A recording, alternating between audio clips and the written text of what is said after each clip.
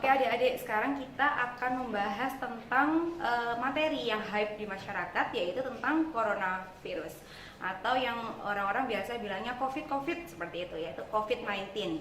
Harus dibedakan ya adik-adik tentang apa itu coronavirus, apa itu SARS-CoV-2, apa itu COVID-19. Itu ada bedanya nanti.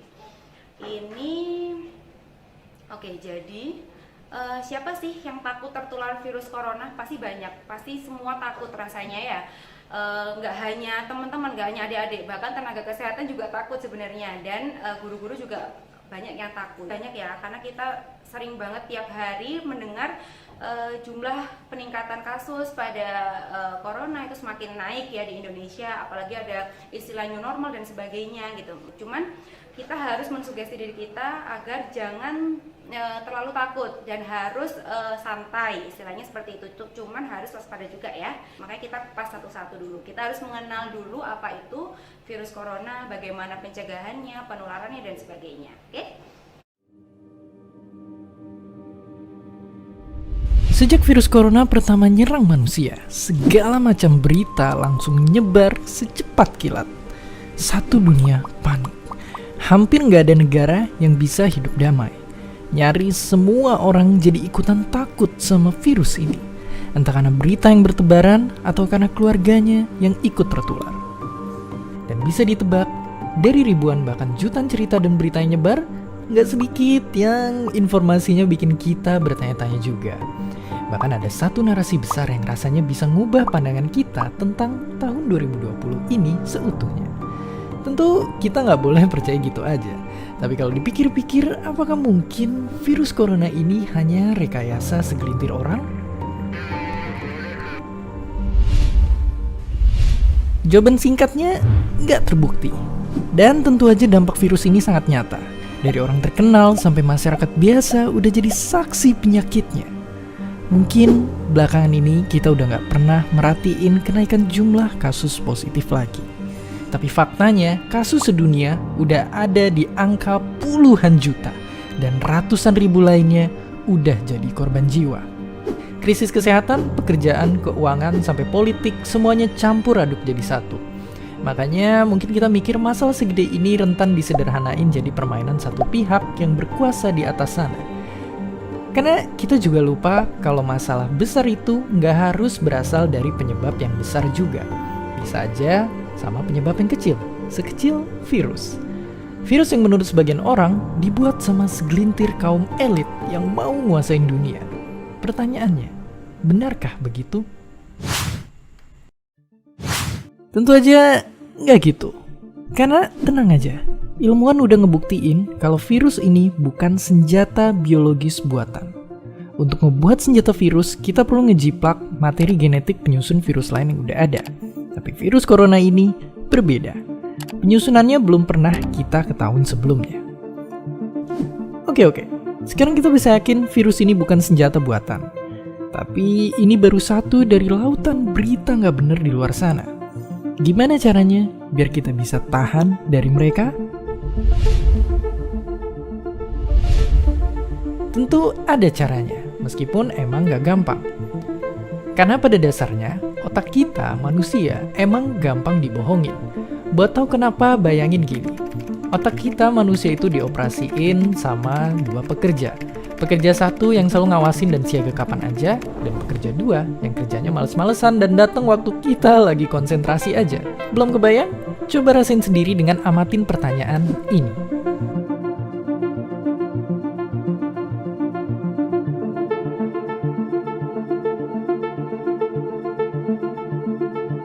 Gimana? Langsung kepikiran jawabannya?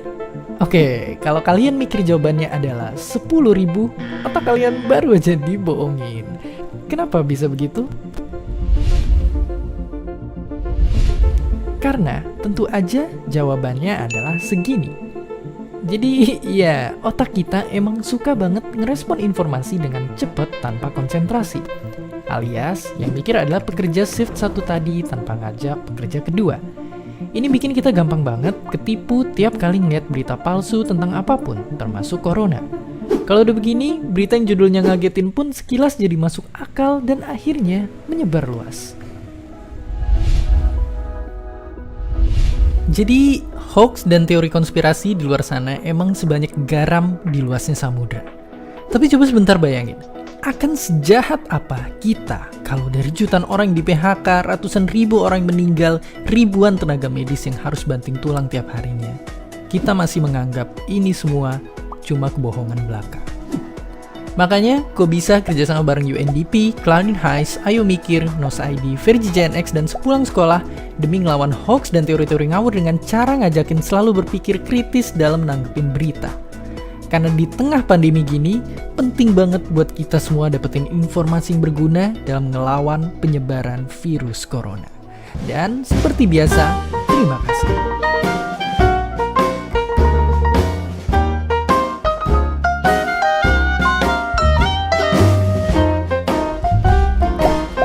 Terima kasih udah nonton Kok Bisa.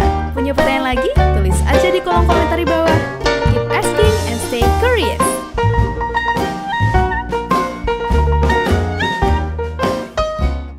Jadi ini intinya virus corona itu ditemukan pada tahun 2019 adik di Cina, di Wuhan. Dan itu namanya sekarang kita kenal sebagai SARS-CoV-2. Jadi SARS-CoV adalah virus SARS yang kedua pada tahun 2009 sehingga menyebabkan yang namanya COVID-19 atau Coronavirus Disease 19 seperti itu. Nah, virus ini sebenarnya awalnya dari hewan tetapi kemudian ditularkan ke manusia. Lalu kenapa sih kok heboh? Kenapa sih sampai corona itu benar-benar tiap hari corona terus? Nah, jadi virus ini tuh cepat menular. Seperti flu-flu biasa, hanya saja kasus penularannya semakin cepat, seperti itu yang pertama. Yang kedua, dia juga sempat menyebabkan kematian di beberapa negara, termasuk di Indonesia. Untuk penelitian terbaru, kasus kematian di Indonesia sampai dengan 4,8% adik-adik, itu cukup tinggi untuk dalam beberapa bulan ini ya. Terus belum ada vaksin yang khusus untuk virus corona itu. Nah, kemudian siapa saja sih yang paling rentan bila terkena virus corona? Yang pertama kita perhatikan adalah orang tua. Orang tua itu usianya biasanya di atas 50 atau 60 tahun. Ingat orang tua kita. Jadi kita harus benar-benar menjaga agar diri kita tidak sebagai karier yang menyebabkan orang tua kita terkena coronavirus. Itu yang pertama. Yang kedua adalah orang-orang dengan penyakit bawaan seperti yang punya kencing manis, obesitas atau kegemukan, kemudian penyakit jantung, stroke ataupun asma seperti itu. Nah, bagaimana penularannya? Penularannya sebenarnya ada dua macam yang paling utama. Yang pertama melalui percikan ludah. Artinya ketika kita berbicara tanpa masker seperti saya ini ya, bicara tanpa masker, kemudian bersin ataupun batuk. Nah, kemudian percikan ludah kita terhirup oleh orang di sekeliling kita yang juga tidak menggunakan masker. Itu bisa tertular. Yang pertama. Yang kedua adalah melalui tangan.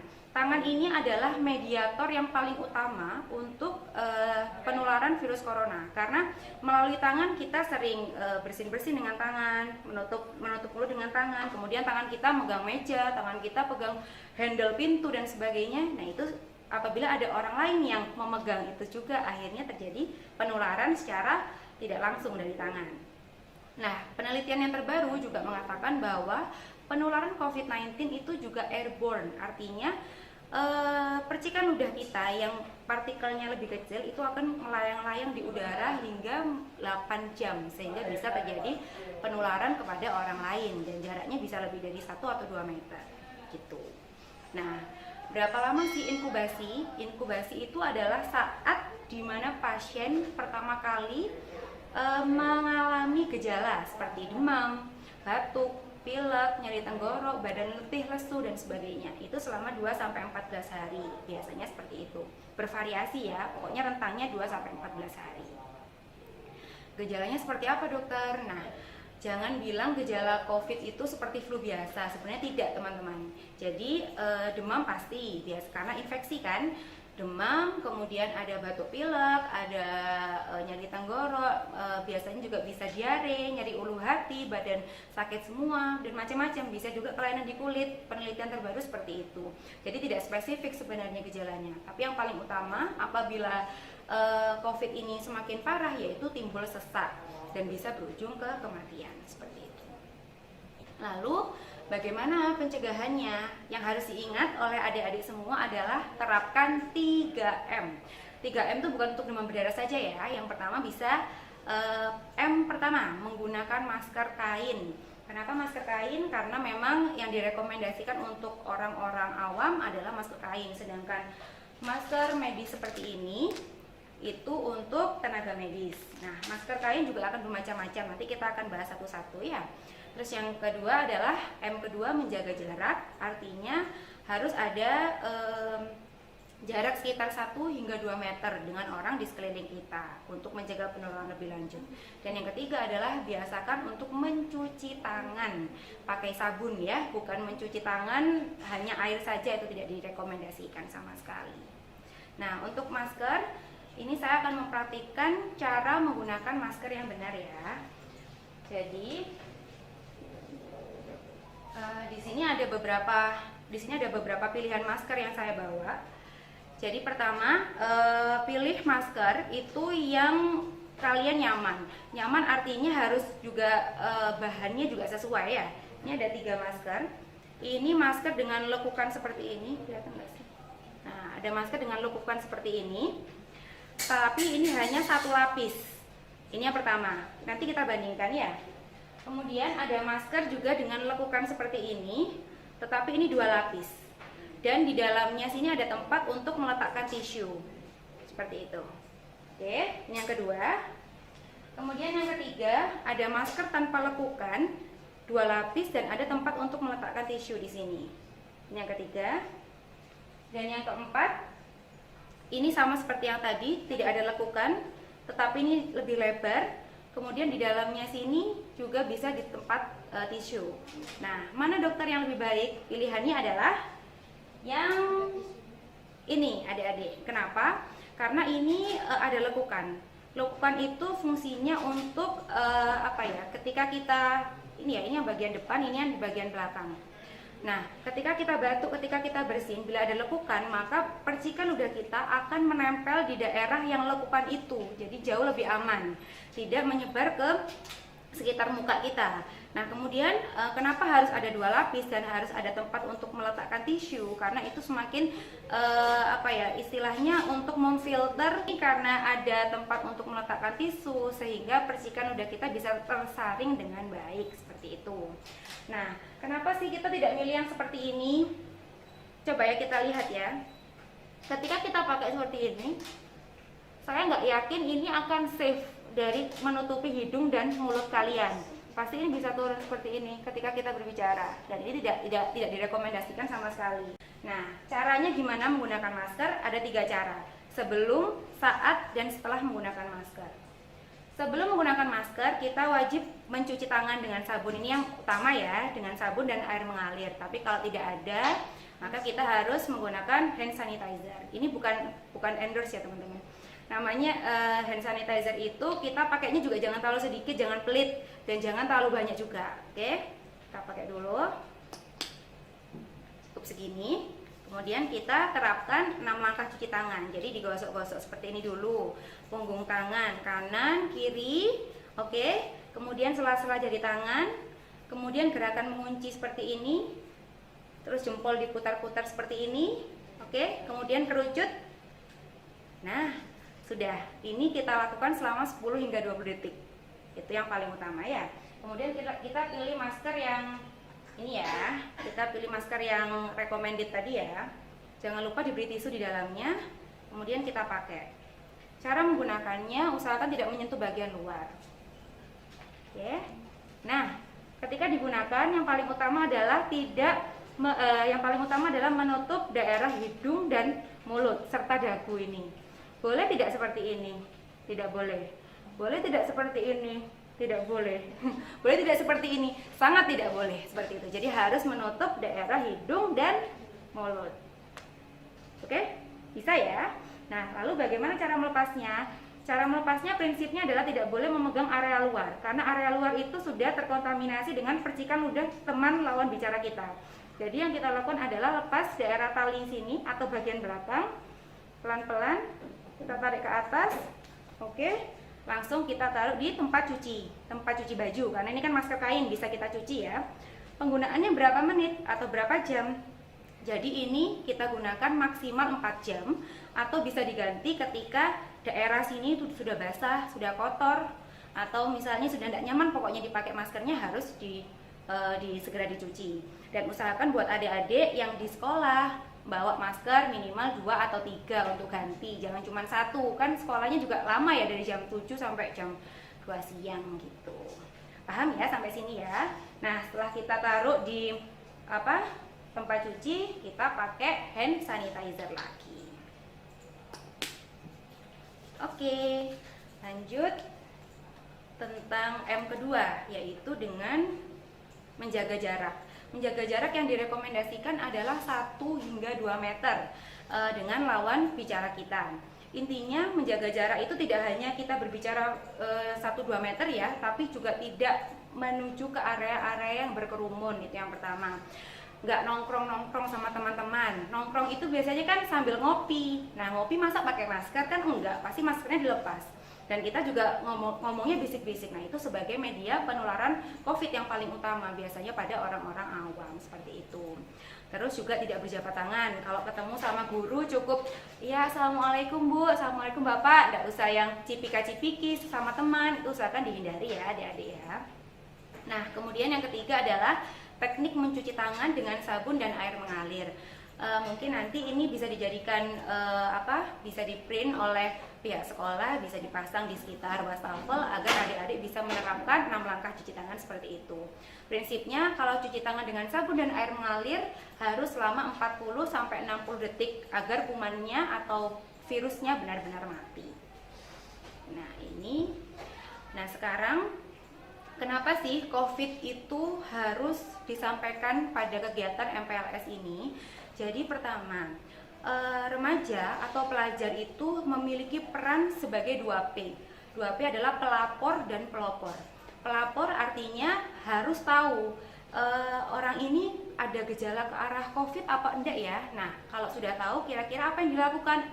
Segera lapor ke guru atau lapor langsung ke puskesmas terdekat untuk menyampaikan, oh ini sepertinya ada gejala COVID dokter, kira-kira bagaimana? Nanti dokternya dari puskesmas yang mengusulkan tindakan untuk si anak yang terindikasi mengalami COVID. Itu yang pertama. Yang kedua adalah sebagai pelopor, artinya harus mampu melakukan pencegahan dan penyebaran COVID dengan tidak berkerumun, tidak gowes sembarangan, tidak pakai masker, seperti itu ya.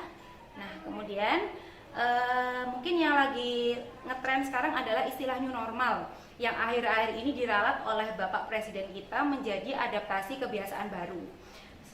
Sebenarnya gimana sih maksudnya gitu ya.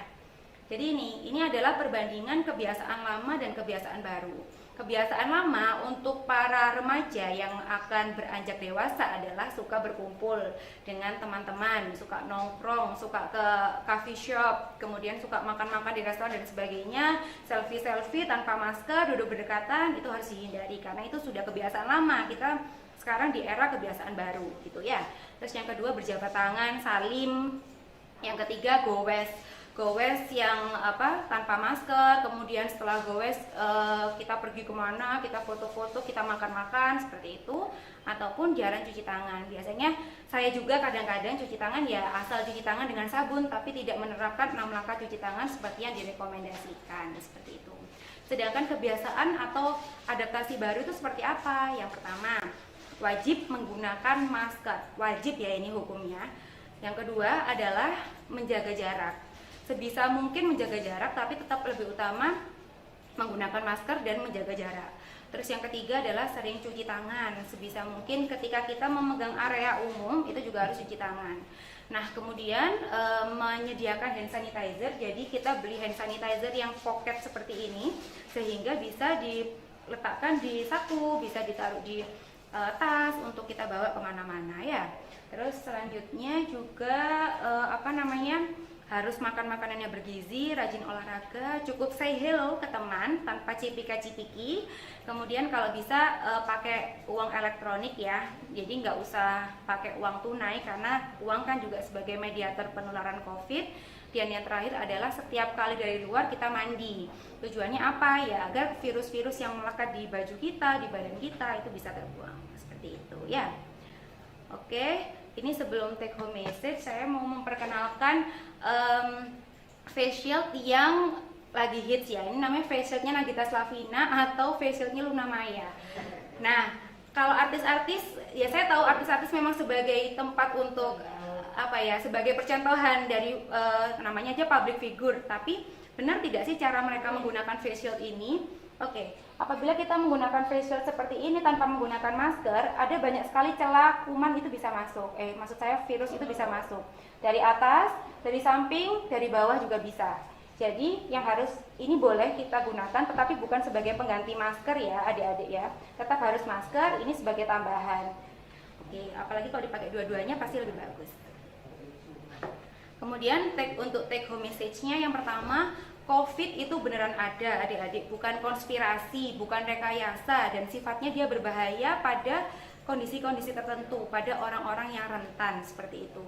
Mungkin adik-adik sekarang kondisinya baik sebagai OTG, tidak bergejala, tetapi siapa tahu 2-3 hari kemudian ayah atau ibu kalian terkena COVID, kemudian terjadi kondisi yang memburuk, kan kita juga tidak tahu seperti itu. Jadi saya mohon teman-teman semua benar-benar memastikan bahwa kita terhindar dari COVID dengan menerapkan protokol kesehatan 3M tadi ya.